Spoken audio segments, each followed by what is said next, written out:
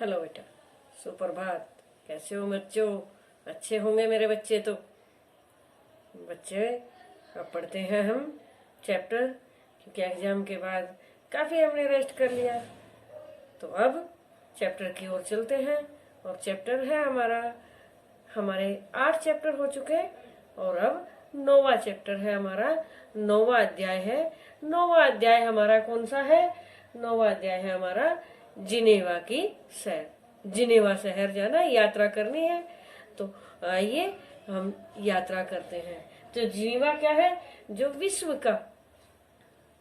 के सर्वाधिक महंगे शहरों में इसको गिना जाता है। क्यों प्रसिद्ध है ये?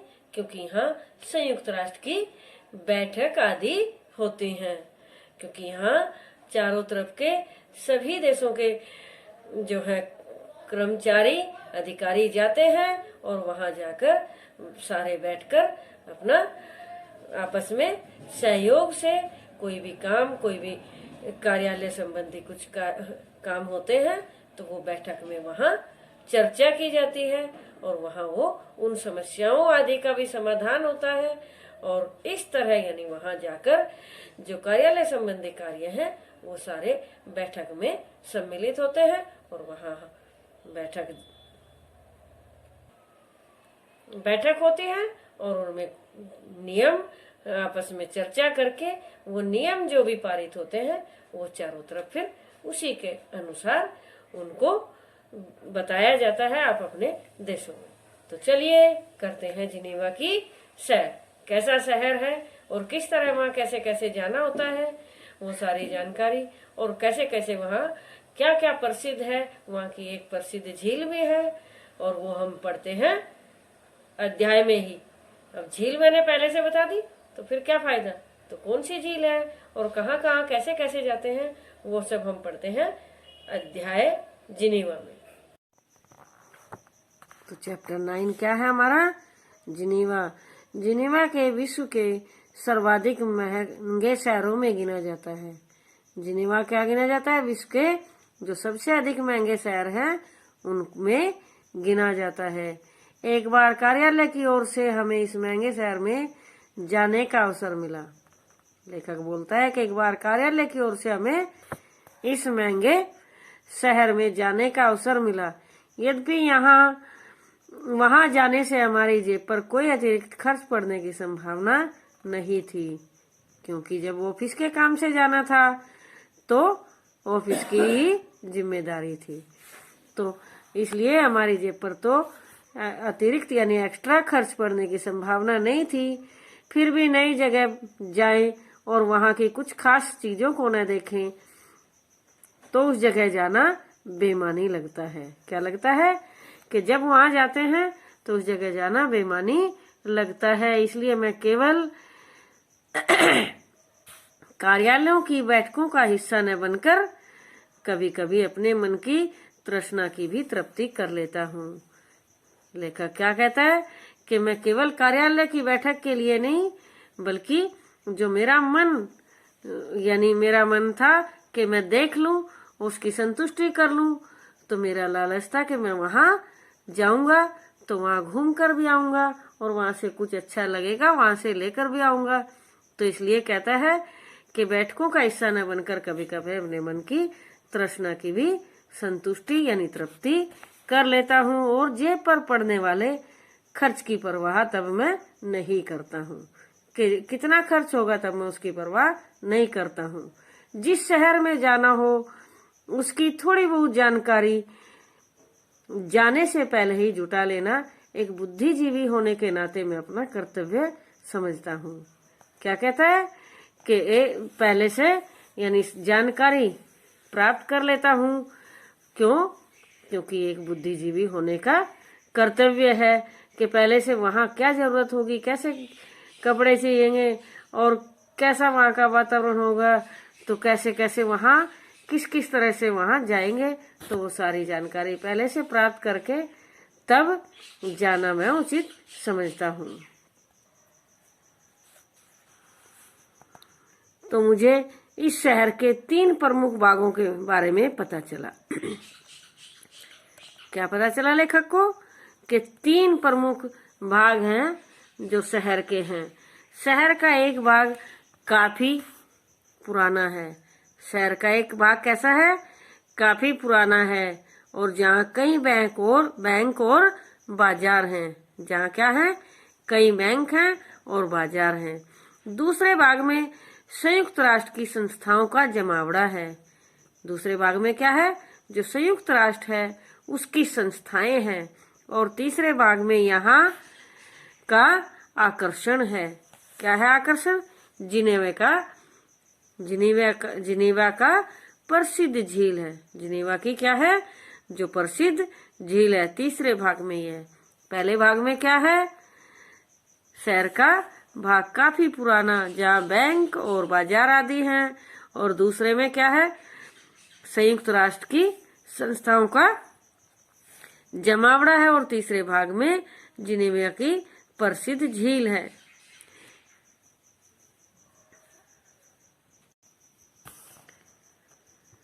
जिनेवा जाने के लिए हम मुंबई से ज्यूरिख पहुंचे। कहाँ पहुंचे?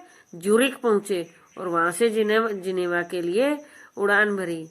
मुंबई से सीधे जिनेवा के लिए उड़ान नहीं भरी जा सकती। यानी मुंबई से सीधे जो जिनेवा चले जाएं तो ऐसे जो है उड़ान नहीं भरी जा सकती। यानी इतनी दूर ऐसे नहीं जाया जा सकता। म्यूनिक होते हुए जिनेवा जाना पड़ता है। कहाँ? म्यूनिक होते हुए जिनेवा जाना पड़ता है, और फिर ज्यूरिख से होते हुए, या फिर कहीं से, या तो म्यूनिक होते हुए जाना पड़ता है या फिर ज्यूरिख से होते हुए जाना पड़ता है। मुंबई से ज्यूरिख हवाई अड्डे पर पहुंचकर हमने जिनेवा की उड़ान के लिए मात्र 45 मिनट मिले थे। यानी मुंबई से ज्यूरिख पहुंच गए थे और वहां से जिनेवा के लिए जाना था, तो केवल हमको कितना टाइम मिला था? केवल 45 मिनट मिले थे। तो उसके बाद ही यानी जिनेवा के लिए चल देना था। हमें अपने सामान के लिए विशेष प्रयास नहीं करने पड़े। क्यों? स्विस एयर की कार्य प्रणाली इतनी सुघड़ और सुव्यवस्थित थी कि हम जिनेवा जाने वाली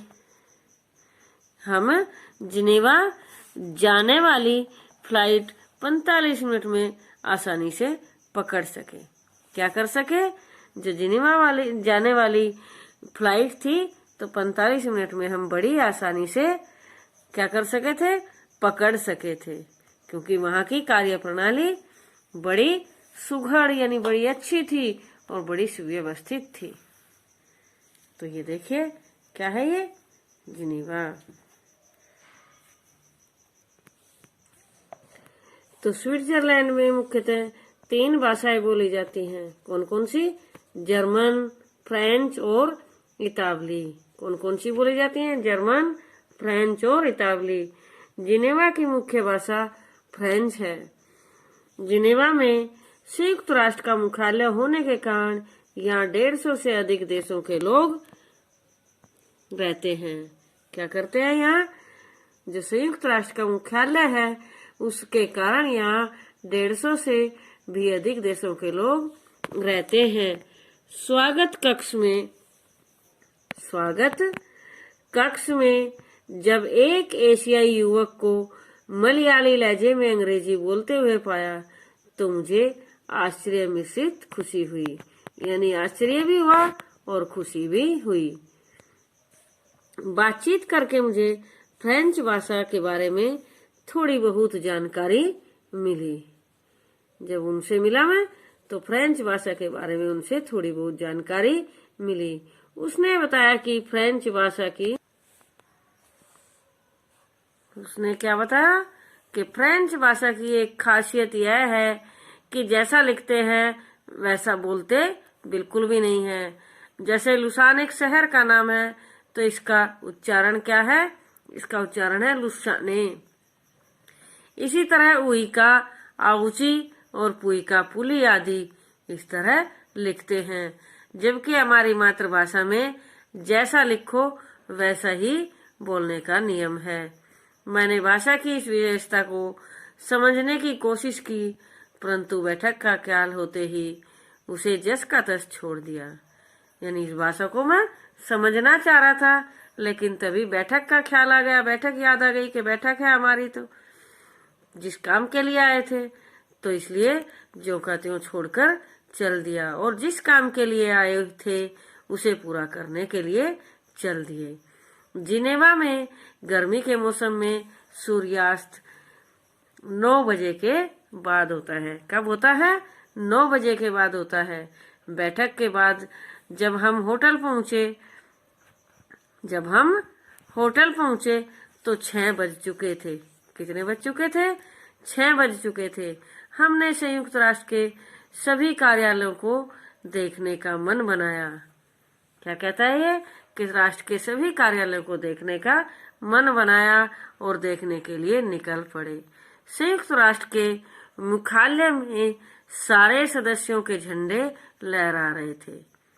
सारे सदस्य देशों के, यानी सारे वहाँ क्या होता, हर तरह के झंडे वहाँ लहरा रहे थे। भारत का झंडा देखकर हमने उसे सैल्यूट किया। क्या किया? उसको सैल्यूट किया। संयुक्त राष्ट्र अपने भवन के कारण नहीं बल्कि अपने महत्व के कारण जाना जाता है। इसके मुख्यालय के बाहर एक अनोखा स्मारक है। क्या है वो स्मारक? एक चिन्ह है। एक विशालकाय यानी बहुत बड़ी क्या है? कुर्सी, जिसका एक पांव टूटा हुआ है, जिसका एक पैर टूटा हुआ है। किसका? जो कुर्सी है बहुत बड़ी सारी, वह भूमिगत सुरंगों से होने वाले नुकसान की निशानी के तौर बनाया गया है। निशानी के तौर पर क्या बनाया गया है? जो एक कुर्सी बनाई गई है उसका एक पैर टूटा हुआ है, क्योंकि हमारी भूमि में क्या है? सुरंग इतने हैं, तो सुरंग से होने वाले नुकसान की निशानी के तौर पर ये बनाया गया है। मुख्यालय से कुछ आगे यूनिसेफ और यूएनएड्स के कार्यालय थे। मुख्यालय से कुछ आगे क्या था? यूनिसेफ और यूएनएड्स के कार्यालय थे। यूएनएड्स क्या था? एड्स जैसी भयंकर बीमारी से मुकाबले के लिए बनाई गई संस्था है। WTO एक पुरानी इमारत में स्थित है। जो WTO है हमारा, तो वो क्या है? वो एक पुरानी इमारत में स्थित है।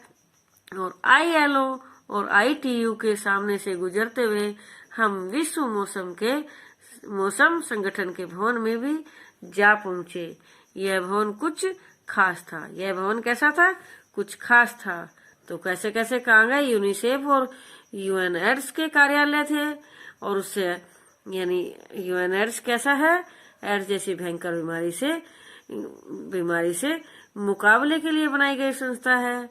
और WTO एक पुरानी इमारत में स्थित है। फिर ILO ITU के सामने से गुजरते हुए हम विश्व मौसम के संगठन के भवन के सामने जा पहुंचे। और वह भवन कैसा था? कुछ खास था। इस भवन को गर्मियों में ठंडा और सर्दियों में गर्म करने की आवश्यकता नहीं होती। कैसा था वो भवन?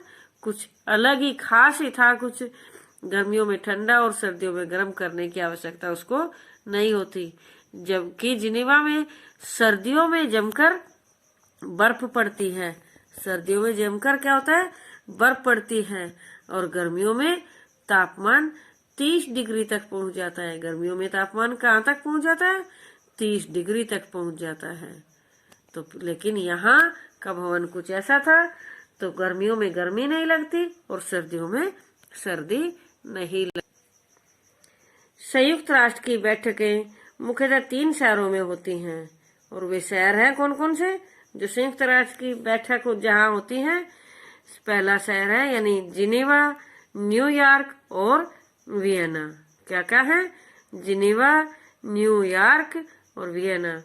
प्रत्येक वर्ष लगभग 12,000 बैठकें जिनेवा में, 4,000 बैठकें न्यूयॉर्क में और लगभग 1,500 बैठक वियना में होती हैं। कैसे कैसे होती हैं? लगभग 12,000 जिनेवा में होती हैं, 4,000 बैठक न्यूयॉर्क में और लगभग 1,500 बैठक वियना में होती हैं। जिनेवा में औसतन 40 बैठकें प्रतिदिन होती हैं। जिनेवा में कितनी? 40 बैठक प्रतिदिन होती हैं। बैठकों को ध्यान में रखते हुए यहाँ के होटल, हवाई अड्डे तथा बैठक स्थलों तक आने जाने के लिए निशुल्क ट्राम, बसें और रेलगाड़ियां उपलब्ध हैं। जो यहाँ के होटल हैं तो बैठकों को ध्यान में रखते हुए ही बनाए गए हैं। तो होटल, हवाई अड्डे और क्या है? हवाई अड्डे तथा बैठक स्थलों के आने जाने के लिए क्या? बिल्कुल निशुल्क ट्राम, बसें और रेलगाड़ियां आदि उपलब्ध हैं। स्विस ट्रेन व्यवस्था बहुत ही महंगी है। कैसी है? बहुत ही महंगी है। टैक्सी तो इससे भी महंगी पड़ती है। टैक्सी तो इससे भी महंगी पड़ती है। शहर भर में घूमना तो बिल्कुल फ्री है, जबकि शहर से 60 किलोमीटर दूर दूसरे शहर में जाने का किराया 50 फ्रैंक अर्थात लगभग 2,000 रुपये था। टैक्सी से 5 किलोमीटर जाने का किराया 700 रुपये चुकाया। कितना कहता है ये कि टैक्सी से जब 5 किलोमीटर हम गए तो हमने 700 रुपये उसको चुकाए हैं। तब जाकर हमें इस शहर के महंगे होने का एहसास हुआ था। जिनेवा की लगभग 2.25 लाख जनसंख्या कितनी है? 2.25 लाख है। दिल्ली या मुंबई जैसे शहरों के मुकाबले यह तो कुछ भी नहीं है। दिल्ली और जो हमारा मुंबई शहर है तो इन शहरों के मुकाबले तो यहाँ की जनसंख्या कुछ भी नहीं है। जिनेवा के आसपास उपनगरों की जनसंख्या कुल मिलाकर कितनी है? 12 कितनी है? जिनेवा के आसपास के उपनगरों की जनसंख्या कुल 12 लाख है।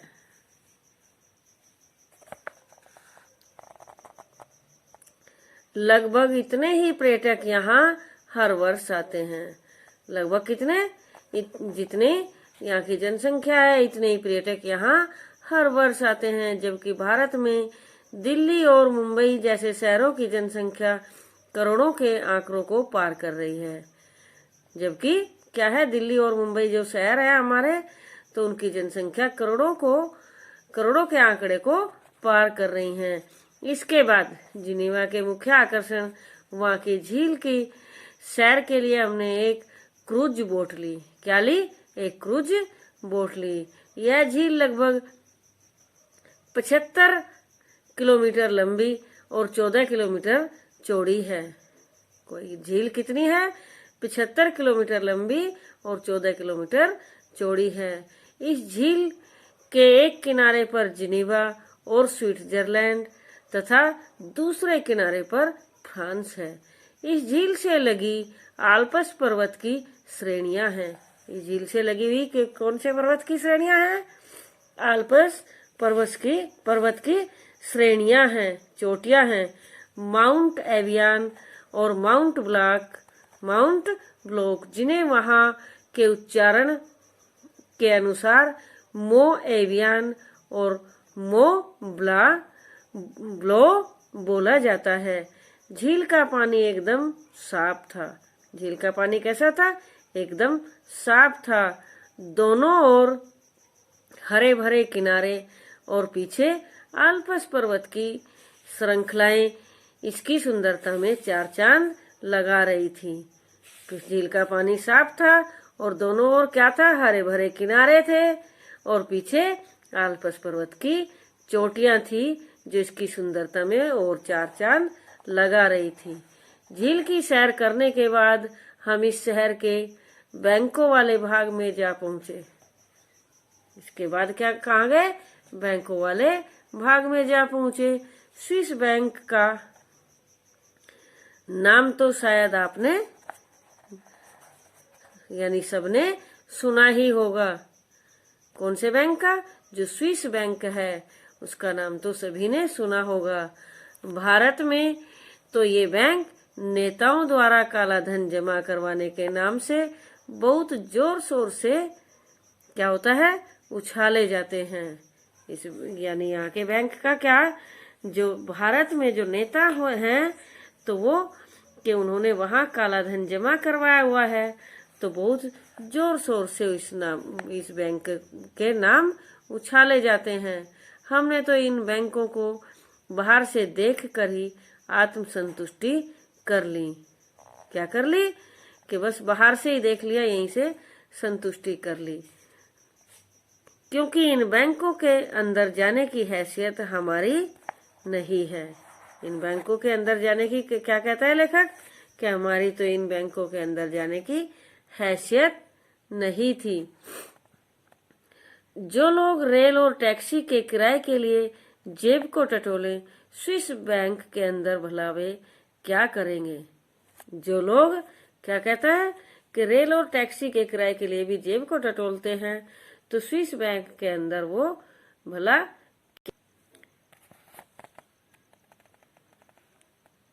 वहां से कुछ और आगे बढ़े तो भारत के राष्ट्रपिता महात्मा गांधी को विज्ञापन के पोस्टरों में देखकर हमें बड़ी हैरानी हुई। क्या हुआ? जब हम वहां से आगे बढ़े तो भारत के राष्ट्रपिता महात्मा गांधी को विज्ञापन के पोस्टरों में देखकर तो हमें बड़ी ही क्या हुई, हैरानी हुई।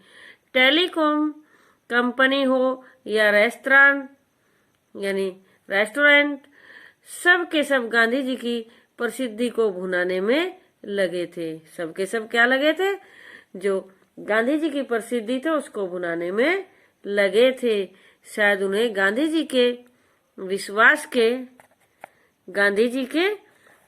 विश्वास के प्रतीक लगे। क्या लगा उनको? गांधी जी विश्वास के प्रतीक लगे। पर हमारे लिए तो वे राष्ट्र पिता हैं। हमारे लिए क्या है? वो राष्ट्रपिता हैं, और वहां उनके लिए गांधी जी विश्वास के प्रतीक हैं।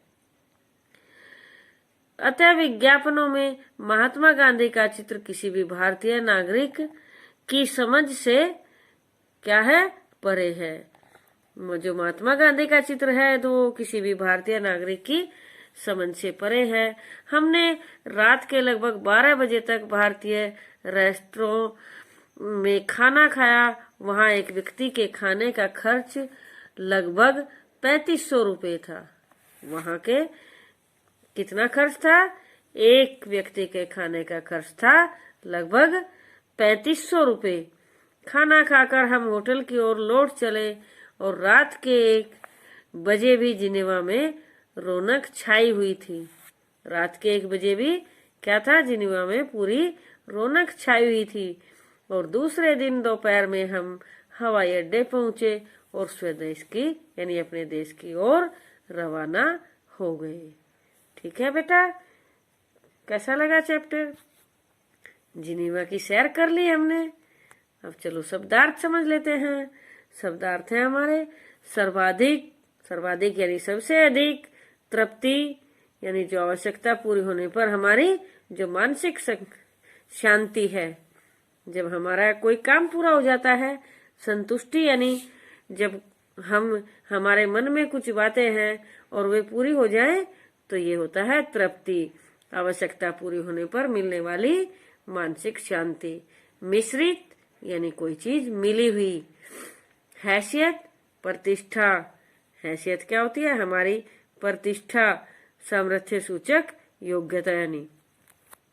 तृष्णा, लालच या प्यास, पूर्व, पहले। और खासियत क्या होता है? यानी विशेषता। ठीक है बेटा, शब्दार्थ भी हो गए हमारे। अब ये अच्छे से याद कर लेना।